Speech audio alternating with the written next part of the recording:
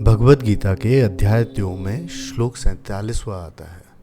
कर्मण्येवाधिकारस्ते मा फलेषु कदाचन मा कर्म फल हेतु भूर्मो ते संगोस्त कर्मणि। अर्थात तुम्हारा अधिकार केवल कर्म करने में है, उसके फल में नहीं, और फल की इच्छा से जुड़े बिना कर्म से कभी पीछे मत हटना। यहाँ श्री कृष्ण कर्म को एक क्रिया के रूप में देखते हैं, न कि एक झेलने योग्य लिखे हुए फेट के रूप में। ये श्लोक हमें कर्ता बनने का आह्वान देता है, न कि भोगी या भक्ति मात्रम बनने का। योग वशिष्ठ जी कहते हैं कि कर्म is not binding by itself. कर्म आपको खुद से बंधना नहीं सिखाता। इट इज़ द संकल्प दैट बाइंड्स यू।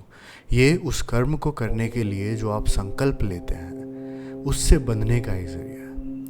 यानी कर्म से बंधन नहीं होता, आपकी उस कर्म से जुड़ने वाली जो भावना है, यानी जो कि आपका संकल्प है, वो आपको बांधता है। मनुस्मृति के भी अध्याय 4 में श्लोक 240वां आता है। कर्मणा जायते जंतुः कर्मणेव विलीयते सुखम दुखम भयम क्षेमम कर्मणेव विपद्यते। जन्म, जीवन, दुख, सुख सब कुछ कर्म से आता है, लेकिन कर्म से ही उनसे मुक्ति भी मिलती है।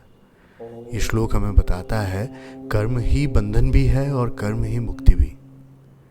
कर्म से डरने की ज़रूरत नहीं है, उसे समझने और ट्रांसफॉर्म करने की कला सीखनी चाहिए हमें। ऐसी कुछ क्रियाएं हैं जिनके थ्रू आप इस चीज़ को कर सकते हैं।